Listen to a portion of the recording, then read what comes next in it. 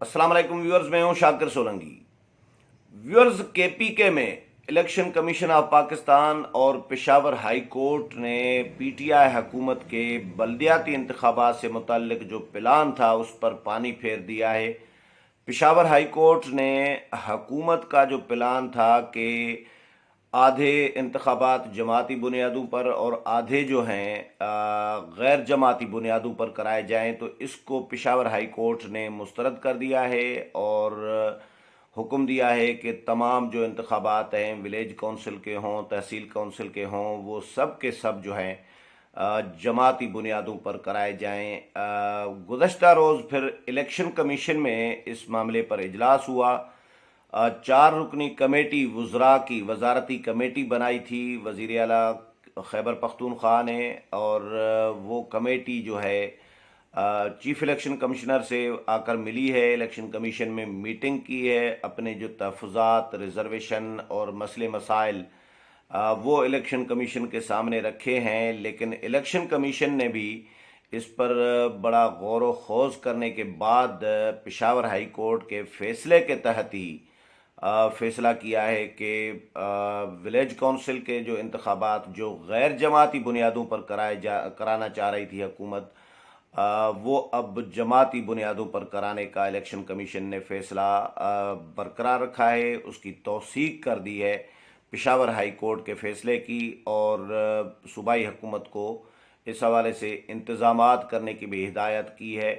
और तमाम उम्मीदवारों को हिदायत की गई हैं कि तमाम उम्मीदवारान जो हैं कि वो अपने मुतल्लिका पार्टी का टिकट जो है वो जमा करा दें। रिटर्निंग प्रिजाइडिंग अफसरों को भी हिदायत जारी की गई हैं, रिटर्निंग अफसरों को भी कि उम्मीदवारों का जो नॉमिनेशन पेपर्स जब वो जमा कराएं तो उनका पार्टी टिकट उनसे ज़रूर लें कि किस पार्टी की टिकट पर वो इलेक्शन लड़ना चाह रहे हैं। ये वो इशू था जो मुतनाज़ा था। हुकूमत हर मामला मुतनाज़ा बना रही होती है। इंतखाबी इस्लाहात का मामला हो या ईवीएम का मामला हो, इलेक्ट्रॉनिक वोटिंग मशीन का, या बल्दियाती इंतखाबात का मामला हो केपीके में, तो हुकूमत का प्लान क्या था, हुकूमत आगे क्या करना चाह रही थी, क्यों विलेज काउंसिल के जो इंतखाबात हैं वो गैर जमाती बुनियादों पर कराना चाह रही थी, और टाउन काउंसिल के इंतखाबात जमाती बुनियादों पर। इसका तो हुकूमत का यकीनन कोई मंसूबा होगा। इसमें पीटीआई ने अपना पार्टी का फ़ायदा देखा होगा। फंड्स वगैरह की फराहमी जो होती है, अब वो सूबाई हुकूमत ज़ाहिर है फंड्स फराहम करती, तो फिर उनको फ़ायदा ले लेती कि भाई पीटीआई में शमूलियत अख्तियार कराती लोगों को। यही इशू अपोजिशन जमातों ने भी उठाया था।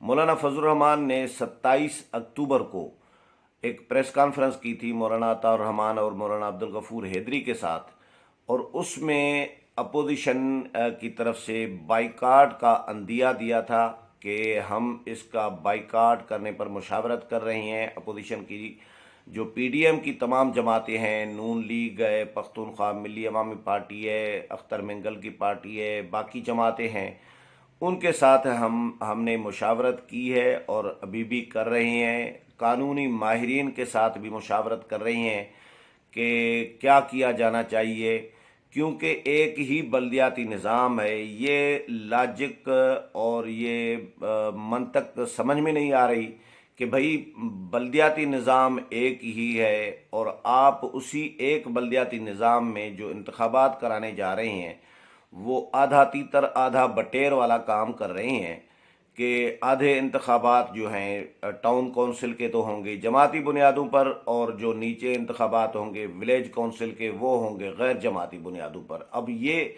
कैसा निज़ाम होगा भाई कि एक ही निज़ाम और वो लेकिन है आधा तीतर आधा बटेर, आधे जमाती बुनियादों पर आधे गैर जमाती बुनियादों पर। तो इस पर अपोजिशन ने अपने रिजर्वेशन शो किए थे। मौलाना फजल रहमान एहतजाज कर चुके हैं कि भाई ये इंतखाबात हमें कबूल नहीं है।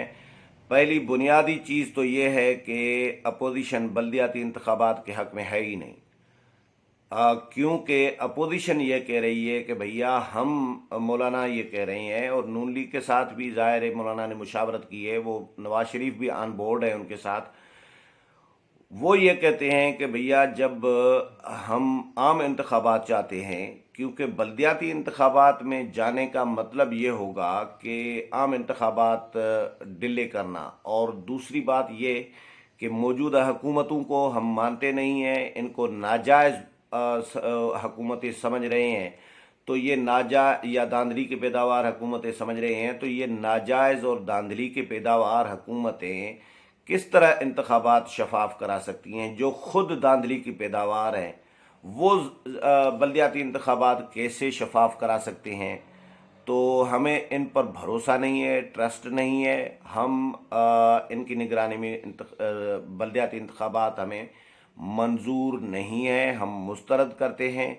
ये ऐलान मौलाना कर चुके थे। अब इलेक्शन कमीशन ने 19 दिसंबर 2021 को, यानी अगले माह, इलेक्शन कमीशन अनाउंस कर चुका था बल्दियाती इंतखाबात जो हुकूमत ने मंसूबा बनाया था आधा तीतर आधा बटेर का, कि आधे इंतखाबात जमाती तो आधे गैर जमाती बुनियादों पर कराए जाएं।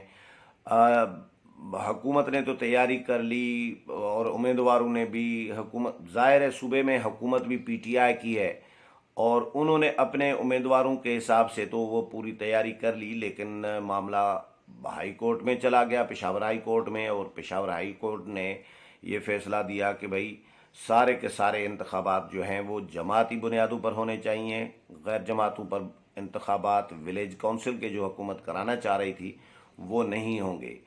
तो मौलाना ने ये भी एतराज़ उठाया था। मौलाना को ये यानी शक था, एक खदशा था अपोजिशन को कि भाई हुकूमत क्या करेगी। एक ऑप्शन दिया गया था कि विलेज काउंसिल के जो गैर जमाती बुनियादों पर जो उम्मीदवार जीत कर आएंगे उनके पास 24 घंटे का टाइम होगा कि वो 24 घंटे में फ़ैसला करें अपने मुस्तकबिल का, और वो डिसाइड करें कि वो किसी जमात में जाना चाहते हैं तो वो चले जाएं। यानी ये यार मुंतखब हो जाने के बाद, मतलब गैर जमाती बुनियादों पर कराने की ज़रूरत क्या है। मुंतखब हो जाने के बाद लोगों को पार्टियों में शामिल कराना, इससे ज़्यादा और क्या धांधली हो सकती है। आप शफाफ हैं या शफाफ इंतखाबात कराना चाहते हैं तो पहले डिसाइड कर लें या जमाती बुनियादों पर होने हैं या गैर जमाती बुनियादों पर होने हैं। अगर गैर जमाती बुनियादों पर कराना चाह रहे हैं तो सारे के सारे गैर जमाती बुनियादों पर कराएं। अगर जमाती बुनियादों पर कराना चाहते हैं तो सारे के सारे जमाती बुनियादों पर कराना चाहें। ये जो हुकूमत ने आधा तीतर आधा बटेर किया, तो इसका मतलब है हुकूमत की नीयत में कोई फतूर था, हुकूमत की नीयत ख़राब थी। हुकूमत किसी जुगाड़ के चक्कर में थी। जो जुगाड़ हुकूमत करना चाह रही थी, जो प्लान हुकूमत ने बनाया था, उस पर तो गया है पानी फिर।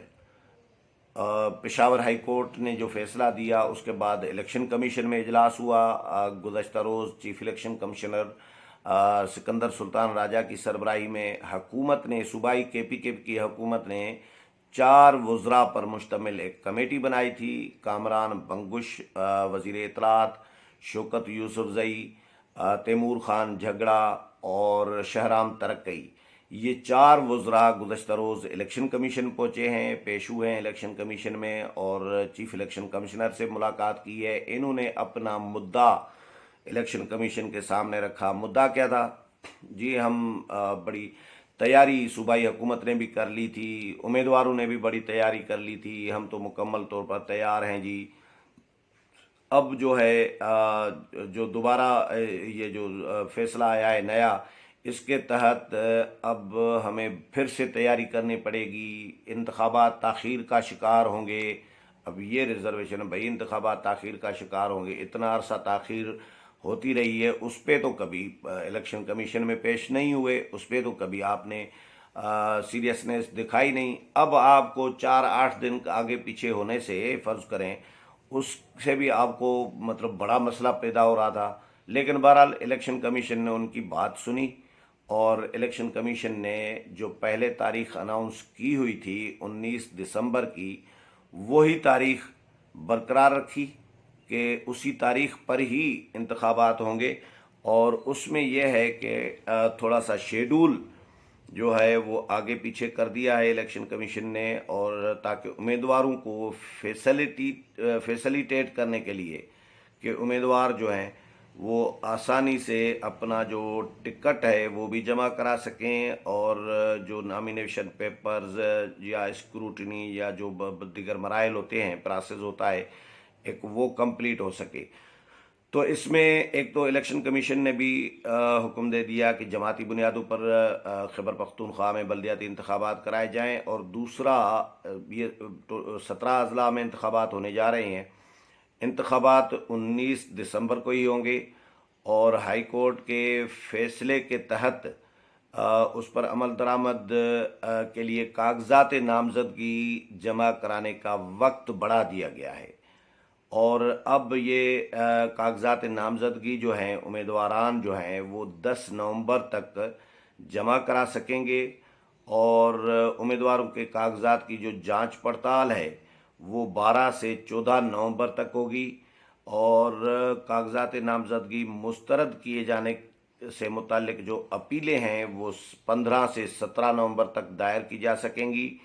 ٹریبیونل ان اپیلوں پر جو فیصلہ ہے وہ 19 نومبر تک دے سکے گا، اور امیدواروں کو انتخابی نشانات جو ہیں الیکشن کمیشن جو الاٹ کرے گا وہ 23 نومبر تک الاٹ کیے جائیں گے۔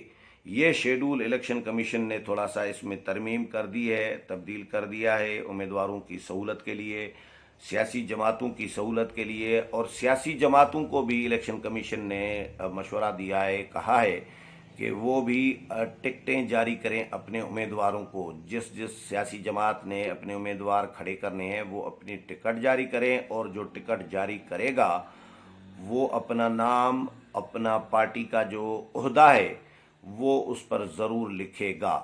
تو یہ الیکشن کمیشن نے، تو الیکشن کمیشن کے باہر پھر کامران بنگش نے اپنی میڈیا ٹاک بھی کی، یہ الیکشن کمیشن کو ہم نے مکمل تعاون کی یقین دہانی کرائی ہے، اپنا مدعا، اپنے ریزرویشن، اپنا جو موقف ہے صوبائی حکومت کا وہ الیکشن کمیشن کے سامنے ہم نے رکھا ہے، اور یہ 4 رکنی ہماری کمیٹی تھی، چیف الیکشن کمشنر سے ملاقات کی ہے، میٹنگ کی ہے ہم نے، اور اب ظاہر ہے بہرحال الیکشن کمیشن نے حکم دے دیا ہے، اور پشاور ہائی کورٹ کا فیصلہ ہے، اس کو حکومت چاہے تو چیلنج کر سکتی ہے، صوبائی حکومت سپریم کورٹ میں جانے کا آپشن موجود ہے، لیکن ابھی سپریم کورٹ کے حوالے سے جو صوبائی حکومت کے یہ وزراء ہیں ان کا یہ کہنا ہے، کامران بنگش کا، کہ ہم اس پر مشاورت کر رہے ہیں اپنے قانونی ماہرین کے ساتھ کہ سپریم کورٹ میں چیلنج کیا جائے یا نہیں کیا جائے، لیکن فی الحال حکومت کا جو پلان تھا